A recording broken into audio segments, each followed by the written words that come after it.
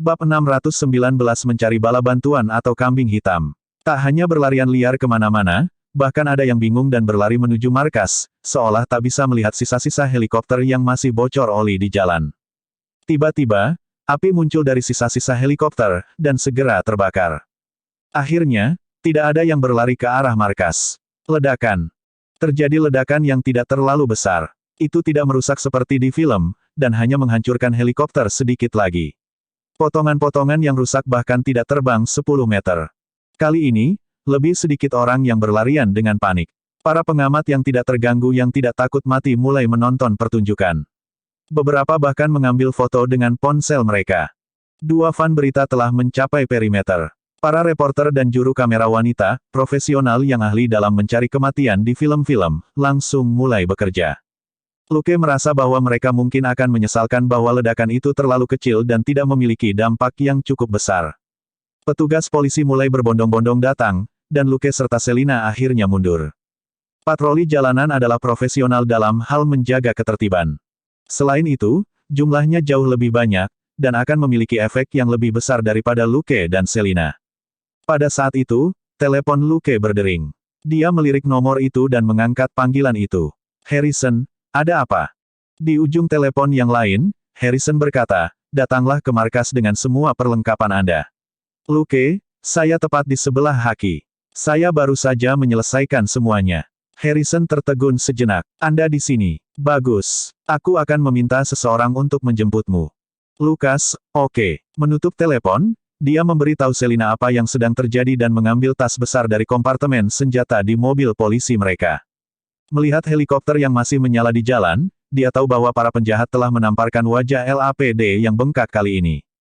Demi martabat mereka, Haki tidak bisa membiarkan para penjahat menghancurkan Montel, setidaknya tidak ketika dia masih ditahan di dalam Haki.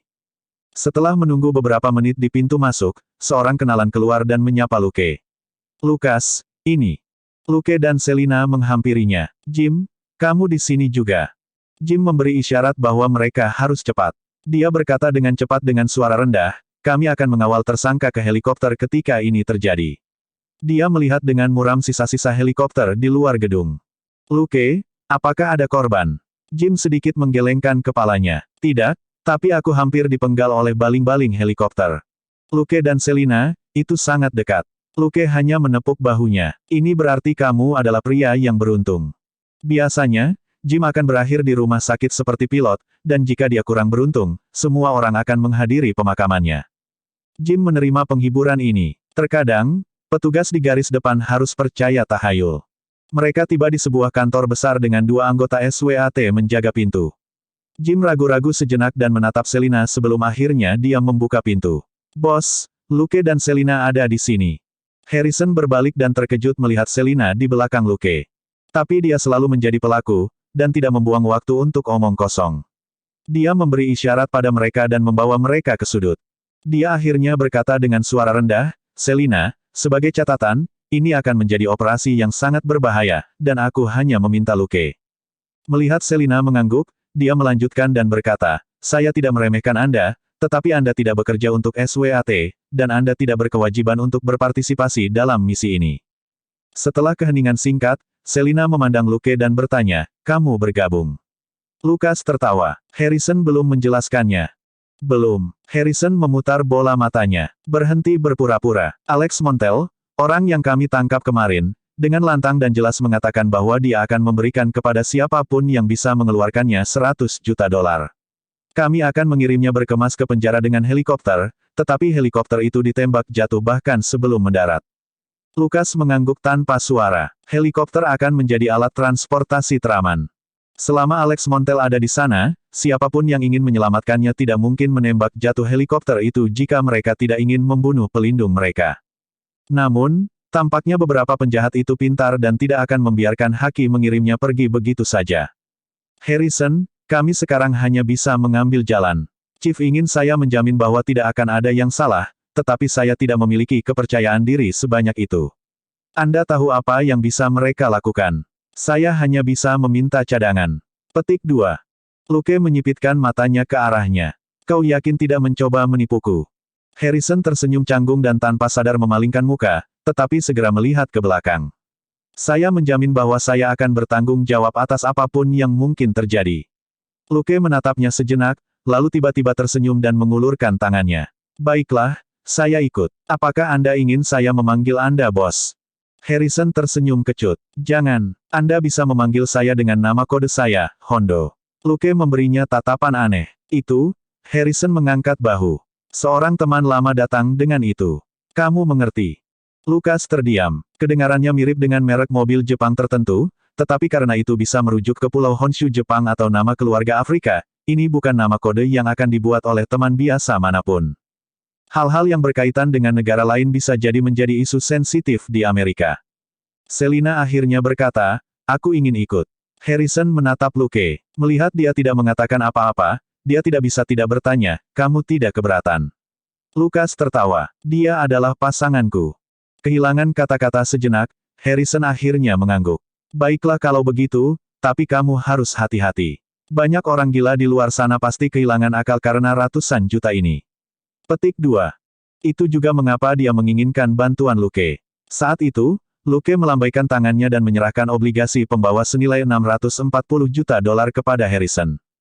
Mengingat perlawanan Luke terhadap godaan uang, Harrison lebih mempercayainya. Setelah memutuskan untuk ambil bagian, Luke menjelaskan rencananya kepada Harrison dengan sederhana.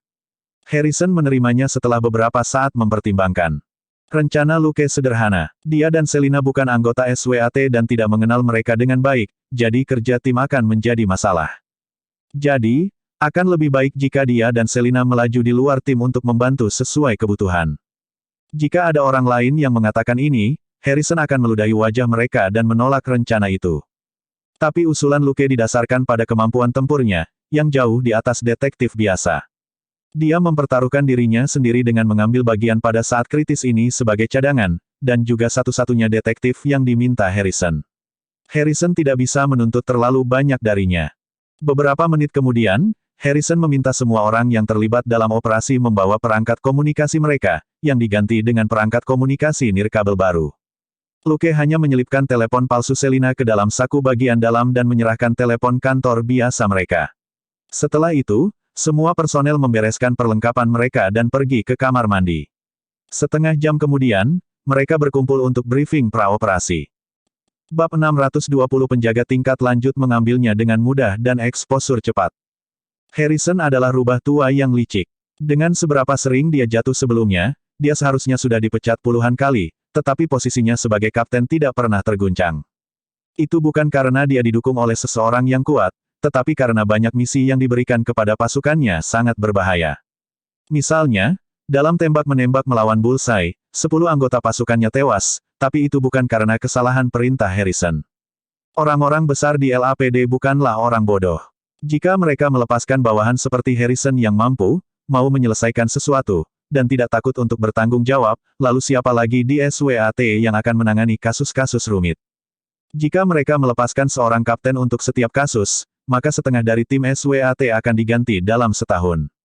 Tanpa orang tua berpengalaman yang tidak takut untuk menyelesaikan sesuatu, pemula SWAT baru yang tidak berpengalaman tidak akan mampu menjaga hukum dan ketertiban di Los Angeles, yang akan menjadi masalah serius. Jadi, bahkan pada usia hampir 40 tahun, Harrison masih menjadi kapten. Dia akan diskors beberapa kali setiap tahun, tetapi akan keluar dan kembali lagi setelah insiden itu mereda. Orang jatuh ini adalah komandan regu paling terpercaya dari para petinggi. Setiap kali ada keadaan darurat, mereka akan berpaling kepadanya. Penangguhan, itu tidak lebih dari pertunjukan untuk dunia luar. Dia bahkan pernah diskors selama 2 bulan, tapi itu tidak mempengaruhi gaji atau bonusnya karena dia pergi ke markas setiap hari untuk memerintahkan timnya dari jarak jauh. Sebagai kapten SWAT berpengalaman, mengatur misi pengawalan tidak bisa lebih mudah. Selain Luke dan Selina yang akan memberikan dukungan periferal, Harrison juga membuat pengaturan untuk regu lain yang akan membantu. Dia juga tidak membabi buta memperluas tim pendamping. Harrison tidak ingin konvoi menderita karena orang-orang yang tergila-gila dengan uang. $100 juta sudah cukup untuk membuat penjahat berperang kecil. Saat mendengarkan pengaturan Harrison, Luke memeriksa senjatanya dan mencari manajer inventaris di markas besar untuk mencari sejumlah peluru. Operasi ini langsung diturunkan oleh orang-orang besar di markas besar, dan semua departemen harus memberikan bantuan. Jadi, Meskipun manajer inventaris tercengang atas permintaan 500 peluru dan beberapa klip, dia masih menyerahkannya. Bagaimanapun, tanda tangan Luke dan Selina ada di kwitansi. Mungkin mereka mengumpulkan peluru untuk rekan satu tim mereka juga. Manajer inventaris hanya bisa berasumsi bahwa itulah masalahnya. Setelah mengatur misi, Harrison datang dan bertanya dengan suara rendah, "Apakah kamu melihat lubang?" Lukas menggelengkan kepalanya. "Harrison, Anda seorang profesional dalam hal operasi semacam ini. Anda harus percaya pada diri sendiri." Petik 2. Harrison merasa lega. Dia takut Luke tiba-tiba menunjukkan lubang besar, yang akan memalukan. Namun, saat Luke terus memeriksa senjatanya dan memuatnya, dia melanjutkan, "Bahkan jika ada yang tidak beres, kita hanya perlu menyingkirkan para penjahat dengan cara kita." Mengatakan itu, dia menjentikkan ruang revolvernya kembali ke tempatnya dan mengangkat kepalanya sambil tersenyum. "Kamu tahu bahwa aku yang terbaik dalam hal itu." Harrison memaksakan senyum. "Anda benar sekali. Tapi tidak ada yang salah dengan apa yang dikatakan Luke. Jika mereka membunuh semua penjahat dengan cara mereka, mereka secara alami akan dapat menyelesaikan misi pengawalan ini." Dia melirik Smith dan Wesson M500 di tangan Luke. "Kamu juga menggunakan ini?" "Luke, tentu saja, kalau saya bertemu dengan penjahat yang mengenakan rompi anti peluru." Harrison kehilangan kata-kata. "Apakah Anda pikir Anda sedang berburu gajah?" Segera, tim sudah siap dan pindah. Harrison sudah memiliki rencana cadangan untuk pengawalan darat sejak awal. Dia hanya perlu melakukan beberapa penyesuaian kecil untuk menyelesaikan penyebaran. Luke dan Selina masuk ke mobil mereka dan melaju ke tempat parkir bawah tanah markas besar. Luke memberi isyarat kepada Selina dan mengalihkan semua jendela ke mode gelap. Dia duduk di kursi belakang dan menepuk punggung Gold Nugget dengan lembut. Sebuah bola slime emas menyentuh tangannya dan dengan cepat menghilang. Setelah selesai, Selina naik kembali ke kursi penumpang. Luke menyalakan mobilnya tanpa tergesa-gesa dan pergi untuk berpatroli di jalan-jalan sekitarnya. Dia mengaktifkan komunikasi beberapa saat kemudian. "Ini Falcon. Ada banyak pengintai di sekitar markas, saya sudah melihat lebih dari 10. Harrison, salin itu. Semuanya, tetap tajam. Semua orang berubah serius. Konvoi darat tidak akan semudah mengirim tahanan melalui helikopter. Sampai mereka mengantarkan Alex ke penjara, seluruh konvoi akan berada dalam bahaya." Tim kendaraan polisi melaju keluar dari tempat parkir bawah tanah. 4 sepeda motor memimpin, diikuti oleh 3 mobil, 2 SUV hitam di tengah, dan 3 mobil lagi di belakang. Konvoi itu bergerak cepat menyusuri jalan menuju penjara Kabupaten Los Angeles di timur. Luke melaju di depan tim. Pelaporan elang. Anomali di gedung apartemen di sebelah kanan 200 meter di depan. 2 gelandangan mendorong gerobak sedang berjaga-jaga di persimpangan. Ada 2 truk kontainer di kedua sisi jalan yang mungkin menjadi sumber penyergapan. Dia tidak berbicara dengan cepat, tetapi dia mengekspos posisi penjahat dengan kecepatan tinggi di komunikasi. Para penjahat ini semuanya bersenjata lengkap, dan harus dimusnahkan dengan cepat. Konvoi itu langsung melambat. Sesaat kemudian, aparat kepolisian yang berada di lokasi berkumpul untuk mengamankan pengendara kedua truk tersebut. Dikelilingi oleh senjata polisi, selusin penjahat di dalam truk menyerah. Penyergapan mereka gagal dan mereka dikepung. Mereka bahkan tidak bisa melakukan perlawanan. Truk-truk itu tidak tahan peluru. Jika ada di antara mereka yang melawan, polisi di sekitar mereka tidak segan-segan membuat lubang. 2 penjahat yang berpura-pura menjadi gelandangan juga dihentikan. Beberapa petugas keluar dari mobil mereka dan berlindung di balik pintu mobil yang terbuka saat mereka mengarahkan senjata mereka ke para penjahat tanpa mengatakan apa-apa. Kedua penjahat itu dengan patuh berlutut. Uzi mereka disita tanpa melepaskan satu tembakan pun. Harrison bersukacita karena dia tanpa malu-malu menarik Luke ke dalam tim, atau beberapa perwira mungkin sudah hilang di babak ini. Petugas di sisi kanan jalan telah melaporkan bahwa mereka telah menemukan 2 penjahat, yang menjatuhkan RPG dan 2 rudal roket saat mereka lari dari pengejaran. Ini bukan sesuatu seperti senjata, 1 tembakan akan cukup untuk memusnahkan mobil polisi bersama dengan beberapa petugas. Setelah pertempuran pertama antara polisi dan penjahat, polisi menghancurkan para penjahat tanpa menimbulkan korban karena mereka langsung menangkap lebih dari 20 penjahat. Penghitungannya adalah 1:0. Luke mengemudi tanpa tergesa-gesa dan mendengar instruksi Harrison, gelombang pertama telah ditekan. Lanjutkan, tapi jangan lengah. Semua orang tahu apa artinya itu. Yang keluar lebih dulu selalu anak-anak kecil yang paling tidak sabar dan cakap.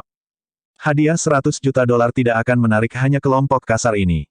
Para penjahat profesional belum muncul. Pelaporan elang. Kirim seseorang untuk memeriksa truk sampah di sisi kanan jalan 100 meter di depan.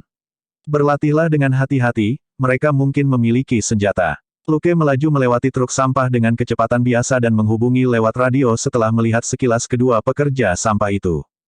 Dia menoleh dan melihat ke sisi lain. Suruh seseorang memeriksa pekerja yang melakukan perawatan saluran pembuangan di persimpangan yang berjarak 350 meter. Jangan biarkan mereka meraih kotak alat mereka. Dua di antaranya berada di bawah tanah. Yang terbaik adalah menggunakan granat gas air mata atau semacamnya. Bab 621 Salam hangat dan ramah dari LAPD. Tiba-tiba, Selina menyerahkan tablet itu dan menunjuk dengan cepat ke beberapa lokasi. Melihat bintik-bintik merah yang ditandai pada beberapa gedung tinggi di gambar, Luke menghela nafas. Mungkin ada penembak jitu di area ini, jendela ketiga dari kiri di lantai 12 Botali Plaza, jendela kelima dari kanan di gedung apartemen nomor 52 di East 27 T Street, dan, saat dia melaporkan 5 lokasi di sebuah baris, Harrison dalam hati mengutuk bahwa orang-orang ini semua gila.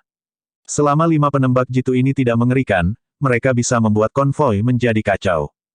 Penembak jitu benar-benar merupakan ancaman besar bagi konvoi yang hanya memiliki senapan dan pistol. Mereka lebih menakutkan dari RPG sebelumnya. Konvoi itu kembali melambat. Aparat kepolisian yang baru saja membersihkan segerombolan penjahat menyerbu ke arah truk sampah dan pekerja saluran pembuangan. Penyergapan kriminal di jalan bukanlah masalah besar. Mereka lari atau menyerah ketika mereka tidak melihat konvoi. Namun, kelima penembak jitu berada di gedung apartemen atau plaza, yang merupakan lingkungan yang jauh lebih rumit. Naik akan memakan banyak waktu. Konvoi hanya bisa mengambil jalan memutar. Saat Luke berpatroli di rute baru, dia mempertimbangkan kapan dia harus bergerak selanjutnya. Kenapa dia tidak membunuh Alex saja? Pertama-tama, tidak ada kesempatan yang baik untuk melakukannya. Kedua, Alex saat ini adalah tahanan penting. Membunuhnya akan menamparkan wajah Departemen Kepolisian. Terakhir, karena hadiah $100 juta, Alex telah menjadi sarana untuk menarik sejumlah besar penjahat. Luke bisa dengan adil menjatuhkan para penjahat ini selama misi ini. Menyalahkan, tentu saja itu akan menimpa Alex, pewaris geng kriminal ini. Alex lah yang menawarkan hadiah $100 juta, bukan Luke. Dengan menyingkirkan para penjahat, Luke menegakkan hukum dan ketertiban di LA serta martabat LAPD. Dia harus mendapatkan banyak medali. Saat dia mengemudi, Luke tiba-tiba mengerutkan kening. Ini Falcon. Mobil patroli nomor 206-200 meter di depan konvoi itu milik Westside, tapi saya tidak mengenali dua petugas di dalamnya. Minta meja depan mereka memeriksa nomor 206 secepatnya. Berhati-hatilah, ada dua orang lagi di kursi belakang yang mungkin bersenjata. Harrison bergumam dalam hati, ada apa dengan penglihatan dan ingatan ini? Anda bahkan dapat melihat itu. Luke tidak bertanggung jawab hanya untuk satu area. Dia adalah penjaga depan yang tidak pernah berhenti berpatroli di sekitar, yang berarti dia tidak bisa membuang waktu di satu lokasi dan hanya bisa melakukan sweeping. Meski begitu, dia memperhatikan ada yang tidak beres dengan petugas polisi di salah satu mobil patroli. Harrison mengirim orang untuk menangani para penjahat yang berpura-pura menjadi petugas polisi dan membuat konvoi itu dipercepat lagi. Mereka telah keluar kurang dari 15 menit, tetapi telah menangkap lebih dari 40 penjahat. Harrison berada di bawah banyak tekanan. Untungnya, kekalahan beruntun para penjahat berlanjut di babak kedua, dan polisi masih tidak memiliki korban. Penghitungannya adalah 2-0. Bahkan tanpa melepaskan tembakan, Luke terus merusak rencana para penjahat. Konvoi terus maju ke sisi timur. Luke meningkatkan kewaspadaannya, sebagian besar serangan putaran ketiga pasti akan terjadi di sini. Ada lebih sedikit orang di area ini, dan lebih mudah untuk bermain trik. Segera setelah mereka memasuki sisi timur, Luke melihat barisan kendaraan bergemuruh dari tidak jauh. Dia segera berbicara melalui walkie-talkie-nya. Pelaporan elang. Ada 5 truk besar mendekati konvoi dari selatan. Mungkin ada lebih dari 50 penjahat bersenjata pada mereka. Bersiaplah untuk bertarung. Petik 2. Saat dia berbicara, dia memutar kemudi dan mengejar 5 truk. Para penjahat yang baru saja mereka bersihkan telah bersiaga saat mereka melakukan penyergapan, yang memberi cukup waktu bagi polisi untuk mengepung mereka. Namun kelima truk ini telah memilih waktu dan lokasi yang tepat. Mereka sudah menyerang utusan itu sebelum Luke memperhatikan mereka, memberinya sedikit waktu untuk membunyikan peringatan. Mempertimbangkan kecepatan mereka, mereka akan menempuh jarak ratusan meter di bawah 1 menit, jadi situasinya tidak dapat dihindari. Untungnya, tidak ada gedung tinggi di sekitar mereka, hanya rumah-rumah rendah atau pabrik. Konvoi tidak perlu khawatir tentang serangan dari atas. Luke berada tepat di belakang kelima truk itu. Setelah penjahat dari truk pertama menembaki konvoi, Luke dan Selina juga melepaskan tembakan tanpa ragu. Tidak perlu memberi peringatan kepada penjahat yang menyerang polisi. Bang, bang, bang, bang, bang. Panjang truk adalah halangan kecil dalam rencana penjahat. Pada saat para penjahat di truk pertama keluar dan melepaskan tembakan, mereka yang berada di truk ketiga baru saja mulai keluar. Luke mengemudi sejajar dengan truk. Saat mobil mereka lewat, Luke dan Selina mengarahkan M4A1 mereka ke truk terbuka dan menembak. Para penjahat yang belum juga keluar itu pun langsung mendapat sambutan hangat dan ramah dari LAPD. Jeritan meledak dari 3 truk. Para penjahat yang berhamburan jatuh di pintu, beberapa berteriak, beberapa berguling-guling, dan beberapa jatuh tanpa mengeluarkan suara. Luke dan Selina tidak turun dari mobil mereka. Mobil mereka anti peluru. Lebih cepat dan lebih aman bagi mereka untuk menembak dari mobil. Awasi truk di belakang. Saya akan berurusan dengan para penjahat di depan. Dengan itu, Luke memutar senjatanya sehingga diarahkan ke bagian paling depan truk. Lebih dari 30 penjahat telah melibatkan polisi. Itu adalah pertempuran yang cukup panas. Luke tidak terburu-buru. Dia mengisi ulang senjatanya dan menembak 2 kali setiap penjahat yang dia lihat. Jika mereka terbunuh, mereka tidak beruntung, jika tidak, mereka beruntung. Setelah dia mengosongkan klip, lebih dari 10 penjahat dalam perkelahian itu pingsan saat mereka diarahkan. Itu tidak seperti mereka adalah kekuatan yang nyata, mereka hanyalah kelompok yang telah dibentuk untuk saat ini untuk menghasilkan banyak uang. Mereka tidak memiliki keberanian sama sekali. Mereka bisa menggertak konvoi pengawal ketika mereka memiliki keunggulan dalam jumlah. Tapi sekarang lebih dari 60% dari mereka turun. Tidak mungkin bagi mereka untuk terus bertarung. Para penjahat itu berhamburan. Mereka yang beruntung berlari ke titik buta Luke dan selamat dari bencana. Mereka yang tidak beruntung berlari ke arah Luke dan ditembak jatuh. Ini semua adalah pengalaman dan poin kredit yang telah mengantarkan diri mereka ke pintunya. Dia pasti tidak bisa membiarkan mereka sia-sia. Baiklah, Falcon telah menangani para penjahat di 3 truk di belakang, tetapi mungkin ada yang selamat. Kru pembersihan harus berhati-hati, kata Luke ke walkie-talkie sebelum dia memutar mobil dan melaju ke depan dari samping untuk melanjutkan pengintaian. Di Haki, Harrison mendengarkan laporan itu. Dari 5 truk, hanya 2 di depan yang menghadang kami. Penjahat di 3 truk di belakang diserang oleh Falcon ketika mereka keluar dan pada dasarnya tidak ambil bagian dalam pertempuran sama sekali. Dia melakukan beberapa perhitungan. Hampir 30 orang telah keluar dari 2 truk pertama, jadi pasti ada 30 hingga 50 orang di 3 truk terakhir sebagai kekuatan utama. Pada akhirnya, Luke dan Selina yang mengurus semuanya. Harrison tiba-tiba teringat bahwa Luke telah melakukan hal serupa di Nakatomi Plaza. Sekelompok penjahat telah diturunkan ketika mereka masih berada di belakang truk. Bahkan Luke tidak yakin berapa banyak orang yang telah dia bunuh.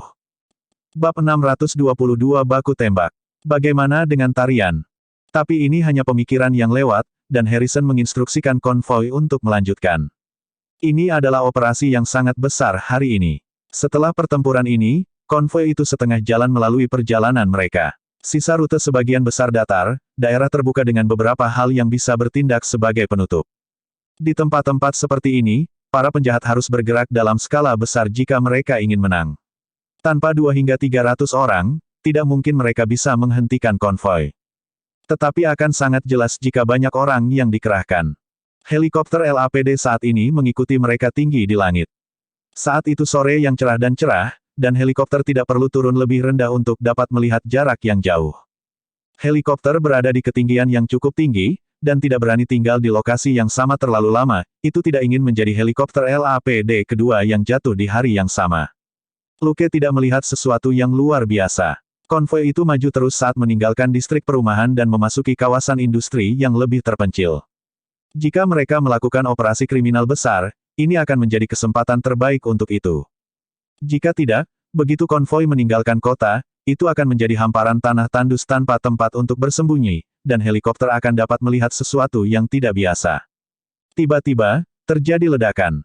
Lukas mengerutkan kening. Melihat ke arah konvoi, dia melaju.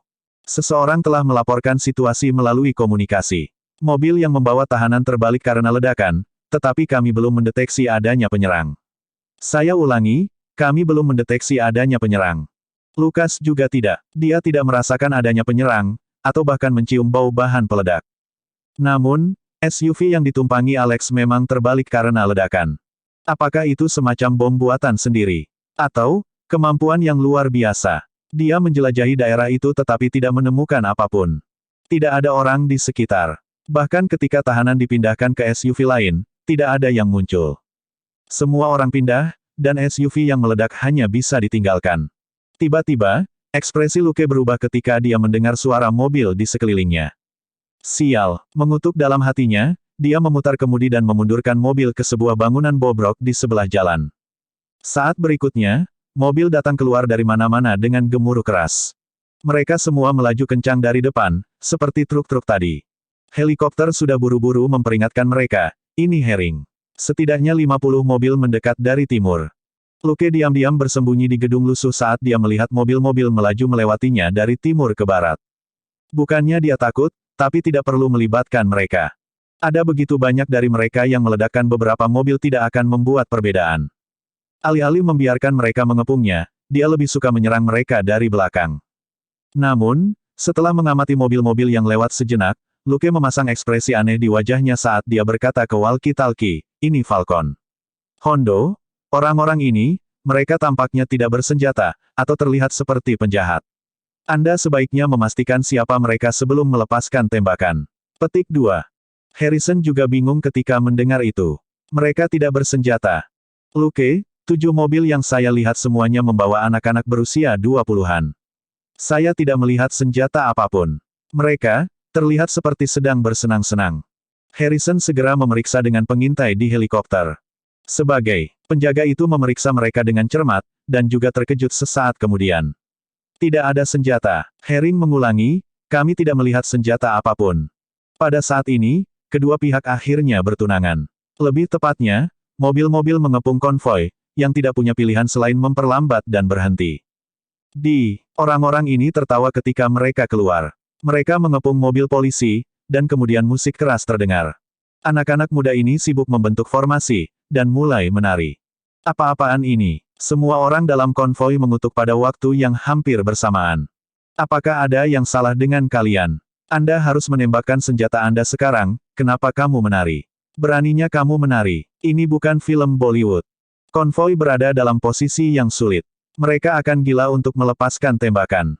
Di depan mereka adalah orang-orang muda yang benar-benar tidak berdaya. Banyak dari mereka bahkan adalah siswa sekolah menengah berusia 15 dan 16 tahun. Apakah menari melanggar hukum? Tentu saja tidak. Meskipun skala ini sedikit mengejutkan, tidak ada yang mengatakan bahwa 200 orang tidak dapat berkumpul untuk menari.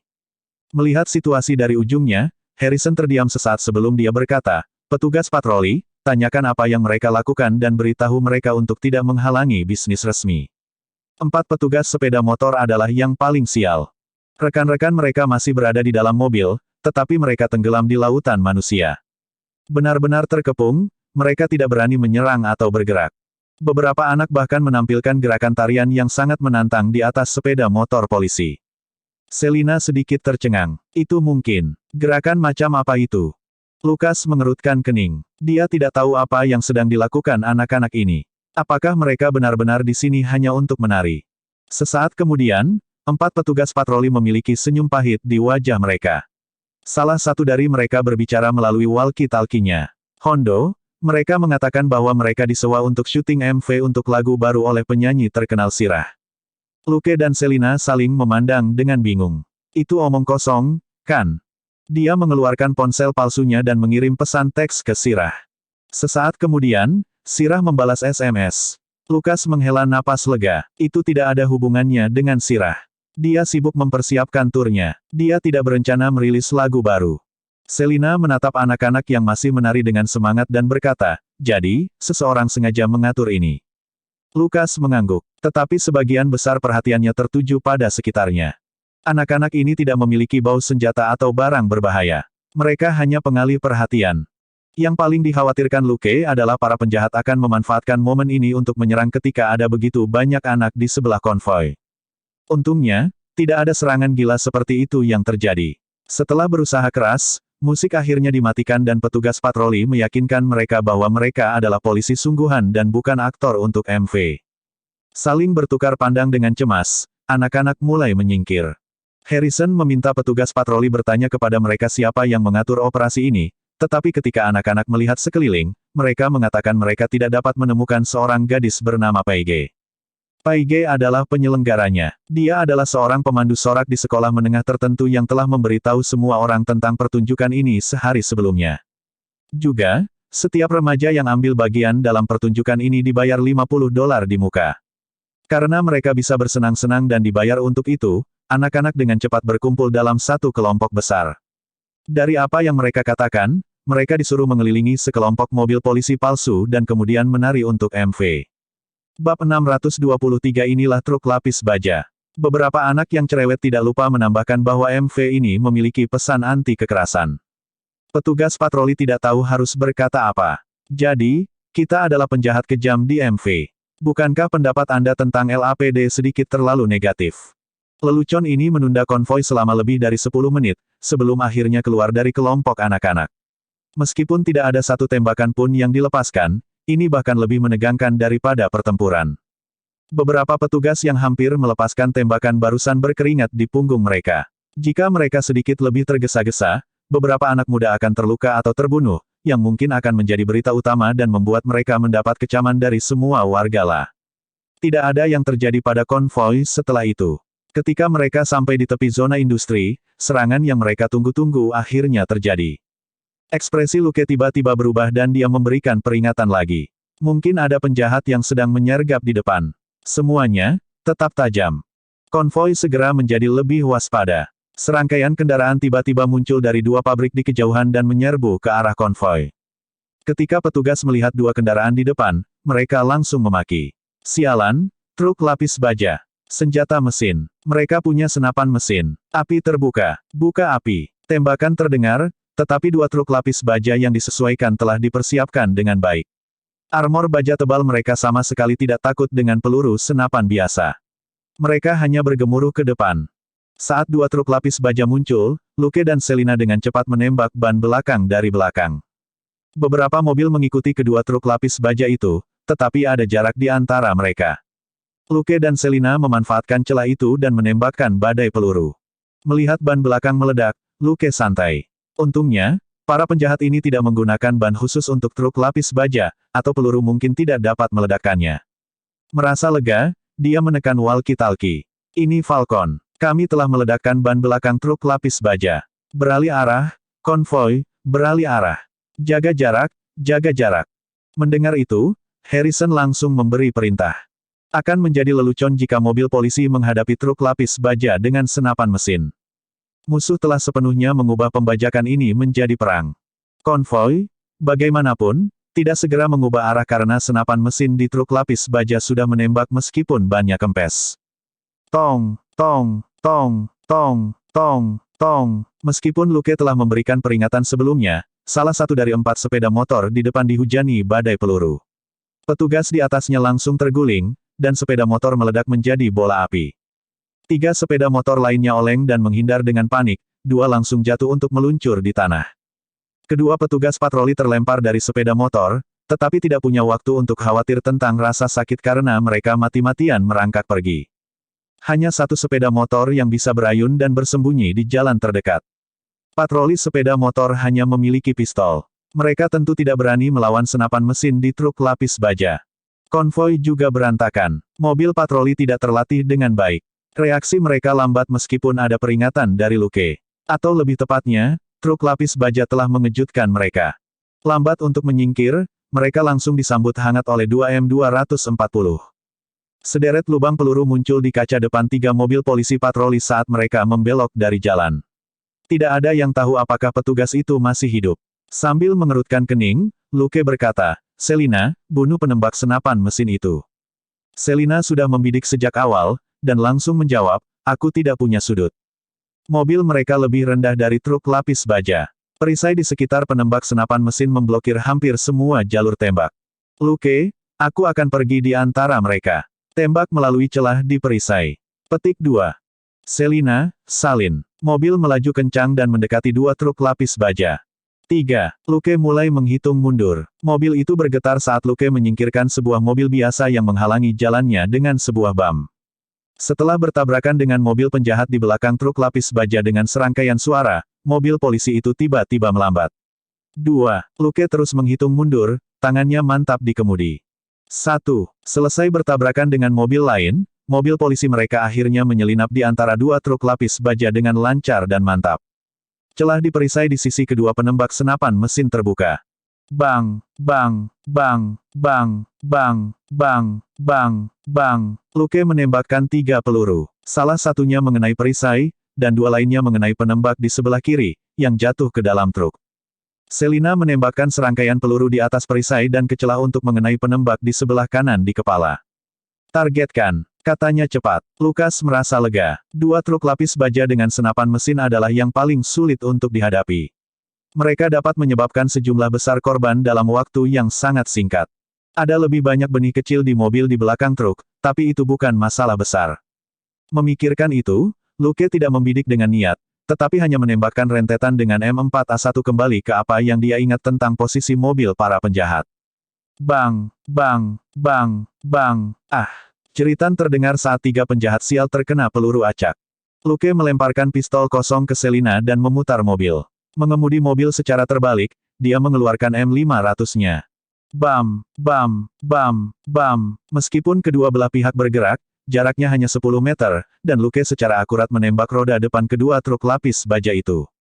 Bang! Peluru terakhir mengenai posisi senapan mesin di salah satu truk lapis baja dari jarak yang sangat dekat. Seorang penjahat baru saja keluar untuk mengambil alih senapan mesin, tetapi dia ditembak di bagian dada. Dia menabrak perisai dan kemudian jatuh kembali ke truk. Luke meletakkan M500 dan berkata ke dalam komunikasi, perhatikan, beberapa penjahat mengenakan rompi anti peluru. Itu hanya kilatan, tetapi dia memperhatikan bahwa penembak senapan mesin yang terkena peluru di dada tidak terlihat benar. Selama ada pelat di rompi anti peluru, menembakkan peluru ke dada hanya akan membuatmu memar, dan bahkan tidak akan mematahkan tulang. Oleh karena itu, meskipun memiliki senjata di sebagian besar negara bagian Amerika legal, rompi anti peluru diatur secara ketat. Di Haki, Harrison mengutuk, tapi tidak terlalu terkejut. Karena para penjahat ini mendapatkan truk lapis baja, tidak aneh jika mereka memiliki rompi anti peluru. Untung Luke dan Selina meledakkan ban truk lapis baja. Ancaman terbesar bagi konvoi telah hilang. Harrison memerintahkan konvoi untuk beralih arah dan mengitari truk lapis baja. Luke dan Selina, bagaimanapun, diminta untuk tetap tinggal untuk merawat petugas polisi yang terluka dan menahan para penjahat. Ini adalah perintah yang Harrison berani berikan hanya kepada Luke. Dia juga memberi Luke izin penuh untuk bertindak sesukanya, dan Luke bisa mundur kapanpun dia mau. Luke dan Selina akan menghadapi lusinan penjahat sendirian. Dia tidak punya hak untuk menghentikan mereka mundur. Luke dengan cepat memundurkan mobil ke sebuah gang di satu sisi. Dia hanya berkata, saya akan turun dan mendekat dari samping. Anda mengalihkan perhatian mereka dengan mobil. Bab 624 inilah helikopter. Setelah dia membuka pintu dan keluar, Selina segera pindah ke kursi pengemudi. Memperhatikan gerakan Luke, dia menunggu waktu terbaik sebelum dia menginjak pedal gas dan keluar. Menyangga M4A1 di jendela mobil yang terbuka, dia tidak membidik sama sekali tetapi hanya menahan pelatuk saat mobil melaju ke jalan dan masuk ke gang di seberangnya. Para penjahat baru saja mengambil kaki tangan mereka dari truk lapis baja. Mereka akan berbalik dan mengejar konvoi, ketika penembakan tak terduga terjadi. Melihat Chevrolet yang melintas, gigi para penjahat itu sakit karena kebencian. Chevrolet polos inilah yang meledakkan ban truk lapis baja dan melukai cukup banyak rekan mereka. Konvoi sudah menghilang, namun mobil ini masih menghantui mereka seperti hantu. Tetapi para penjahat juga memiliki seorang komandan. Setelah ledakan omelan dari walkie-talkie, para penjahat yang berencana mengejar mobil itu berbalik untuk mengejar konvoi itu. Hadiah $100 juta lebih penting daripada membalaskan dendam pasangan mereka. Kematian beberapa sekutu bukanlah masalah besar. Itu hanya berarti semakin sedikit orang yang membagi uang dengan pemimpin penjahat yang bergumam pada dirinya sendiri. Tiba-tiba, terdengar rentetan tembakan, dan SUV yang ditumpangi sang komandan membelok dari jalan sebelum berhenti. Sopir, bos, ban kami juga meledak. Komandan, Arg, temukan polisi sialan itu. Aku akan membunuhnya. 3 dari lusin mobil segera berhenti. Atas perintah komandan, para penjahat menuju ke tempat asal tembakan. Bang, bang, bang, bang, bang. Setelah serangkaian tembakan, udara tiba-tiba menjadi tenang. Sesaat kemudian, Para penjahat melaporkan melalui walkie-talkie, "Bos, ban kami juga meledak." Komandan itu mendidih karena marah. Ketiga mobil. Semua ban mereka diledakkan. Sial, bagaimana itu bisa terjadi? Bos, apa yang harus kita lakukan? Kami akan dikepung oleh polisi jika kami lari. Komandan berpikir sejenak dan berkata, "Keluar dan tangkap polisi yang terluka sebagai sandera." Mobil mereka seharusnya masih berfungsi. Secara keseluruhan, 11 penjahat turun dari 3 mobil serta mobil komandan. Mereka cukup profesional. Mereka tetap rendah dan berlindung di balik tikungan dan berbagai hal di sisi jalan saat mereka maju. Mereka tidak bodoh. Polisi di Chevrolet itu terlalu pandai menembak. Mereka bukan penembak senapan mesin dan tidak memiliki perisai pelindung, dan bahkan dengan rompi anti peluru, beberapa tembakan ke dada masih akan membuat mereka terengah-engah. Ketika itu terjadi, mereka tidak akan bisa lari bahkan jika mereka mau. Tepat ketika mereka mendekati posisi yang telah ditembakkan Luke sebelumnya, terdengar deru mesin, dan sebuah Chevrolet yang familiar muncul dari sudut jalan di belakang mereka dengan pistol yang disandarkan di jendela yang terbuka. Bang, bang, bang, bang, bang. Chevrolet terbang melewati mereka saat serangkaian peluru mengenai penutup mereka. Ke-11 penjahat semuanya berlindung. Jika mereka tidak memiliki penutup, mereka hanya bisa berbaring di tanah. Meski begitu, 2 sial masih terkena. Mereka mencengkeram pantat mereka dan berteriak kesakitan. Pada saat itu, Luke muncul dari samping dan berlari sehingga dia berada di satu sisi di belakang mereka. Bang, bang, bang, bang, bang. 5 penjahat semuanya ditembak di kepala dan tewas. Orang-orang ini semua mengenakan rompi anti peluru. Luke tidak tertarik membuang-buang waktu untuk mereka. Rasa dingin merayap ke dalam hati 3 penjahat yang tersisa. Mereka menjulurkan senjata mereka ke arah perkiraan dan menembak dengan liar. Mobil Selina kebetulan berhenti di depan Luke. Melihat sinyal tangannya, dia melemparkan mobil ke belakang dan mundur dengan kecepatan tetap. Menggunakan mobil sebagai penutup, Luke terus mengikuti bagian depan mobil. Bang, bang, bang, bang. Luke membunuh semua penjahat kecuali komandan dengan satu tembakan. Dia masih harus kembali ke konvoi, dan tidak bisa meninggalkan terlalu banyak orang yang selamat di sini. Dia tidak bisa diganggu untuk menunjukkan belas kasihan kepada orang-orang yang menghadapi mobil polisi dengan senapan mesin berat. Luke akhirnya berjalan mendekat dan pistolnya bergeser sedikit. Bam, bam. Komandan dalam rompi anti peluru berteriak ketika dia ditembak di lutut. Sebagai pemimpin, dia bisa tetap hidup, tapi bukan berarti anggota tubuhnya harus utuh. Luke akhirnya melangkah maju dan menendang senjata para penjahat ke samping. Ia lalu melambai ke arah 3 pengendara motor yang tak jauh dari situ. Dia milikmu seutuhnya. Jika dia mencoba sesuatu, bunuh dia. Departemen tidak akan mengatakan apa-apa. Minta markas besar mengirim cadangan dan mengurus tempat kejadian. Setelah memborgol komandan penjahat, dia masuk ke kursi pengemudi mobilnya. Selina sudah pindah ke kursi penumpang. Chevrolet tiba-tiba melaju kencang dan mengejar konvoi itu. Luke baru mengemudi beberapa ratus meter, ketika dia merasakan sesuatu dan menoleh. Selina, lihatlah ke langit. Saya pikir saya mendengar helikopter. Petik 2. Tepat saat dia mengatakan itu, 2 helikopter terbang di atas kepala mereka ke arah konvoi. Sesaat kemudian, suara tembakan terdengar, dan komunikasi meledak dengan aktivitas. Haki, kami diserang oleh helikopter musuh. Petugas turun di mobil 433. Petugas turun di mobil 275. Kami butuh cadangan. Kami membutuhkan dukungan udara. Luke mengerutkan kening dan sedikit menundukkan kepalanya untuk melihat ke langit dari kaca depan. 2 helikopter Bell melayang-layang di langit, dan 4 penjahat sedang melakukan penyisiran gila-gilaan dengan senapan mesin M249. Ini Herring. Kami terlalu jauh sekarang untuk memberikan dukungan. Para petugas di helikopter juga merasa tidak berdaya. Mereka terbang cukup tinggi sehingga tidak mudah ditembak jatuh dari tanah, tapi itu juga berarti bahwa mereka jauh dari helikopter penjahat di bawah. Sampai mereka turun ke ketinggian yang sesuai, konvoi harus menahan serangan dari helikopter sendiri. Luke, Anda mengemudi dan memberitahu konvoi bahwa saya akan mengurus helikopter. Selina bekerja sama dengan lancar dengannya. Saat dia meletakkan kursi dan bergerak mundur, dia sudah mengambil alih kemudi, dan dia menginjak pedal gas lagi. Sekarang fisiknya telah meningkat secara signifikan, dia bisa menyelesaikan gerakan sulit ini dengan mudah. Pada saat yang sama, dia mengangkat bagian belakang kursi lagi dan membuka sunroof untuk Luke. Luke menjulurkan kepalanya dari sunroof. Ambil jalan di sebelah kiri. Selina membelokkan mobil ke sisi jalan kecil sebelum keluar di jalan di sebelah kiri. Saat itu, mobil berada di sebelah kiri di belakang helikopter penjahat. Saat mobil mencapai jalan di sebelah kiri, Luke melepaskan tembakan dengan M4A1-nya. Dia membidik melalui teropongnya ke penembak senapan mesin setinggi 100 meter di langit. Bang, bang, bang, bang. Salah satu penembak tiba-tiba jatuh kembali ke kabin helikopter. Bang, bang, bang, bang. Penembak kedua terlipat dan menjuntai keluar dari pintu kabin. Daya tembak para penjahat langsung berkurang. Lukas, sisi lain. Selina memutar mobil dan melaju ke kanan helikopter kedua. Bang, bang, bang, bang. Serangkaian lubang peluru muncul di kaca di depan pilot yang terkejut, dan helikopter itu miring.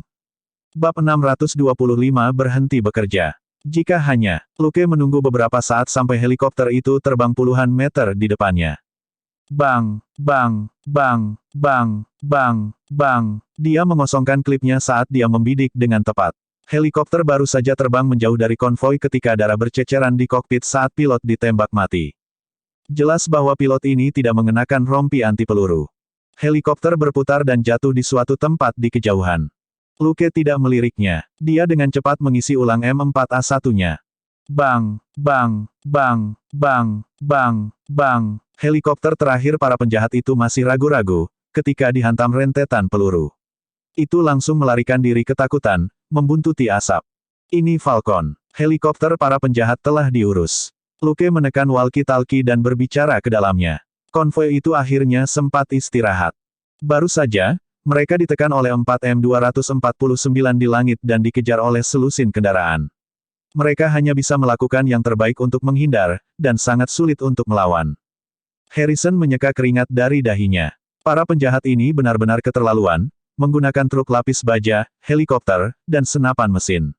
Mereka tampaknya bertekad untuk memusnahkan konvoi. Jika bukan karena Luke, akan sulit untuk mengatakan berapa banyak orang dalam konvoi yang akan selamat. Luke tidak melambat setelah mengurus helikopter. Selina sudah mempercepat dan menyusul konvoi yang melawan para penjahat. Secara alami, konvoi tidak akan berhenti, atau mereka akan dikepung. Tidak ingin melihat 100 juta dolar hilang, para penjahat itu terus mengejar konvoi itu meskipun banyak korban mereka. Dalam situasi inilah Luke dan Selina menyusul dari belakang. Luke menembaki ban dan pengemudi dengan M4A1-nya sehingga mobil-mobil itu lepas kendali. Selina berkoordinasi dengannya dengan mengemudikan kendaraan yang lebih kecil dan membantingnya ke gedung-gedung di sebelah jalan. Setelah beberapa kali modifikasi, mobil mereka jauh lebih berat dan lebih kokoh daripada mobil biasa, itu terlalu mudah untuk menjatuhkan mobil lain ke samping. Mereka berdua kejam. Beberapa menit kemudian, 7 atau lebih mobil milik para penjahat itu berhenti, entah karena ban kempes atau karena pengemudinya tewas. Konvoi akhirnya benar-benar menyingkirkan para penjahat dan melaju menuju penjara. 20 menit kemudian, saat SUV yang membawa tahanan memasuki penjara, semua orang menghela napas lega. Mereka telah melewati hujan peluru, dan bahkan tarian publik, untuk tiba di tempat ini. Ini telah menjadi ujian besar bagi saraf mereka. Sekarang tahanan telah memasuki penjara, para perwira dalam konvoi telah menyelesaikan misi mereka. Bukan hanya sipir, tapi ada juga agen dari FBI, Chia dan Dea di penjara. Keluarga Alex terlibat dalam perdagangan narkoba dan senjata api militer. Semua agensi ini tertarik padanya. Tidak mungkin mereka membiarkan siapapun membebaskannya dari penjara. Setelah beberapa pertimbangan di pihak orang-orang besar di markas besar, agen-agen ini tidak terlibat dalam misi pengawalan. Bahkan jika Departemen Kepolisian memiliki keunggulan dalam jumlah, itu tidak cukup untuk mencegah para penjahat yang tergila-gila dengan uang, dan intelijen dapat bocor dari berbagai sumber. Jika itu terjadi, itu bisa berubah menjadi baku tembak antara ratusan orang di pusat kota Los Angeles, yang dapat menyebabkan kekacauan di seluruh kota dan menambah masalah. Los Angeles telah mengalami kekacauan skala luas sebelumnya. Puluhan ribu gangster di kota bukanlah bayi yang patuh, dan tidak dapat dihindari mereka akan keluar dan bertarung jika diberi kesempatan. LAPD tidak mau memberi mereka kesempatan itu. Karena itu, LAPD cukup menurunkan tim kecil tapi mumpuni untuk segera mengawal Alex ke penjara. Luke dan Selina tidak masuk penjara. Mereka hanya menunggu di luar di mobil mereka. Segera, konvoi mulai berbalik setelah mengantarkan tahanan, dan Harrison menyuruh Luke kembali ke markas bersama mereka. Luke mengira dia harus menulis laporan tentang pertunangannya dengan para penjahat di sisi timur, dan dia tidak terlalu memikirkannya seperti yang dia setujui. Kembali ke markas, ketika dia melihat Harrison melambai padanya, Luke menyuruh Selina untuk mencuci tangannya dan makan dulu. Dia berjalan ke kantor Harrison. Melihat ekspresi Harrison yang masih murung, dia menghiburnya. Sudah berakhir sekarang. 2 rekan kami meninggal, tapi itu sulit untuk dihindari. Jangan terlalu sedih. Dalam pengawalan tersebut, seorang petugas sepeda motor tewas di tempat, dan salah satu petugas di mobil polisi juga tewas seketika oleh senapan mesin. Dengan demikian, tidak ada yang selamat yang terlalu senang meskipun mereka menyelesaikan misi.